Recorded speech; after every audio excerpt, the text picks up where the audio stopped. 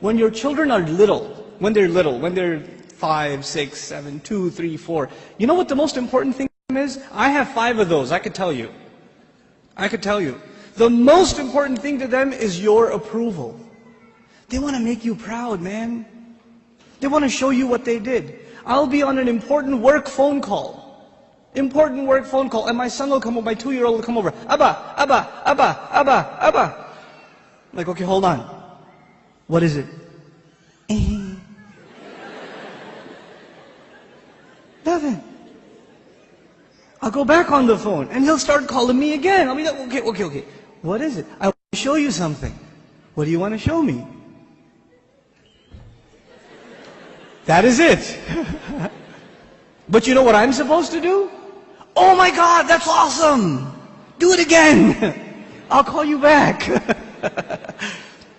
You're supposed to appreciate what your children do. They live for that. They desire that more than anything else. I have 3 girls, and you know the difference between girls and boys. Boys can't sit still, and girls can't stop this, right? So I pick my girls up from school. One's in 1st grade, the other's in 3rd grade. I pick them up from school. It's a 25-minute ride back home, and what are they doing the whole way? You know what happened today in class? We colored a dinosaur, and we did this and that, and I was coloring it purple, but I decided to put in some green, and they're going on and on and on and on and on. And they cannot help themselves, and they cannot stop, and I have to pay attention and listen. I have to listen and say, oh, what about blue? No, I did only a little bit blue, right? I have to pay attention. And you know why I'm saying all of this? Just one more story on the side, just to wake you up a little. I share this story all the time. My oldest daughter, my eldest, Husna, when she was younger, she was really into finger painting. So she'd dip her hands in paint and just making a big old mess, right? And she brings this big cardboard to me. And it's a big blob of blue. I don't see anything, right? And she says, Abba, look what I made. And I'm sitting there going, that's awesome, a mountain. And she says, no, it's Mama. And I was like, oh, don't tell Mama. But the point I'm trying to make is they live for your approval. Live for it. But those of you that have children that are teenagers, do they get in the car when you pick them up from school and they can't stop telling you about what happened? Does that happen? Now, you know what happened in school today? My teacher said this and that and the other, and I got an A on my paper. Nope. They're quiet. And you're trying to know, how was your day? It was okay. So what'd you do? Something. Where are you going today? Somewhere. They don't talk. Getting them to talk is like an interrogation at a police station. And they're not saying anything to you. And while trying to ask them questions, they're texting their friend, my dad is asking too many questions today.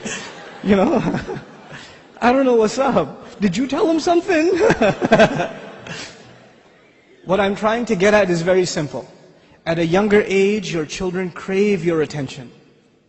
And when they get older, you will crave their attention.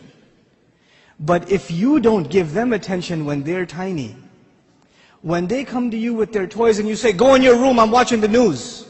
The game is on, could you take him please? Come on, I had a long day at work, I don't want to deal with this right now. I have friends over, it's embarrassing, go to sleep, go get out of here. When you have this attitude towards your children, like they're an obstacle in your path, your job was at work, when you come home, you're on vacation. No, buddy, your job began when you came home. That's your job. What you did over there is just to fulfill your real job at home. Be a father. I'm talking to the men here. Be a father. Spend time with your children. They're not just there so you put them in school and you come home from work, you just want to go to sleep, you don't want to bother with anybody, you don't want to talk to them, and actually the easiest way to not talk to them is get them an iPod Touch and an iPhone, and get them a computer and a laptop in their own room with high-speed internet, so you don't even have to look at their face. They could just be in their room all day Facebooking, finding themselves a new set of parents online. Seriously. Be a father, be a mother. Don't replace your motherhood and your fatherhood with these things, because if you do, when they become independent, you know what happens to most parents? To most of you, your children, they only see you as a bunch of dollar signs walking around. And the only time they come and talk to you, Dad, can I have $5? Actually, nobody asks for $5 anymore, right? It's 20s nowadays. And I know youth, they haven't seen money that small. They don't know fives. Can I have $20? Can I go to the mall? Can you drop me off? Can I go over to my friend's house? Can I do this? Can I do that? Can I do the other? When they want something, they come to you. Otherwise, You don't see them. And when they get to a certain age where they are old enough to make their own little bit of money, guess what? You're not going to see them at all. Because your cash register is no longer relevant. That's no longer relevant.